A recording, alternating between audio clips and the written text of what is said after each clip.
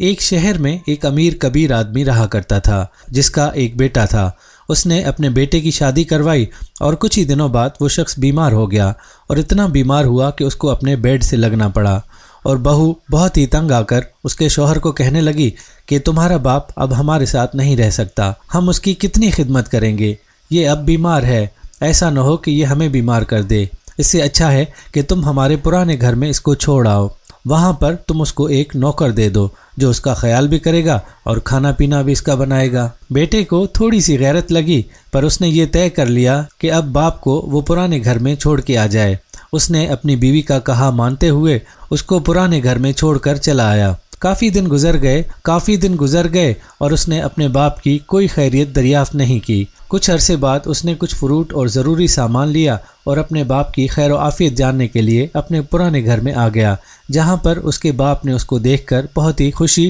اور مسرت کا اظہار کیا، جبکہ اس کا باپ چارپائی سے اٹھ نہیں سکتا تھا، اس لیے اس نے وہیں پر بیٹے کو ایک نصیحت کی، جبکہ بیٹا بہت ہی جلے انداز میں اس کو دیکھ رہا تھا۔ باپ بولا، بیٹا ایک بات ہے جو میں کافی عرصے سے تم سے کہنا چاہ رہا تھا، مگر کافی مہینوں سے تم جب کہ میرے پاس نہیں رہے تھے تو وہ بات میں نہیں کر پا رہا تھا، تو بات یہ ہے کہ خدا را اس پنکھے کو ٹھیک کروا لینا، یہاں پر بہت گرمی ہے۔ بیٹے نے حیرت سے دیکھا اور کہا کہ بابا جی ٹھیک ہے، آپ کو گرمی لگ رہی ہوگی، میں بنوا دوں گا۔ تو باپ ایک عجیب سی مسکراہٹ سے بولا، بیٹا یہ میں اپنے لیے نہیں کہہ رہا، کیونکہ مجھے ایسا لگ رہا ہے کہ میرا اب وقت آ گیا ہے اور میں شاید اب نہیں بچوں گا، بس میں یہ تمہارے لیے ہی کہہ رہا تھا کہ اس پنکھے کو بنوا دو۔ بیٹے نے اور حیرت زدہ انداز سے دیکھا اور بولا، کیا میرے لیے؟ جی بیٹا یہ تمہارے لیے ہی کہہ رہا ہوں، کیونکہ تم نے آج مجھے یہاں پر چھوڑا ہے، کل کو تمہاری اولاد ہوگی اور وہ تمہیں بھی اسی جگہ اسی حال میں چھوڑ کر چلی جائے گی، اور مجھ سے برداشت نہیں ہوگا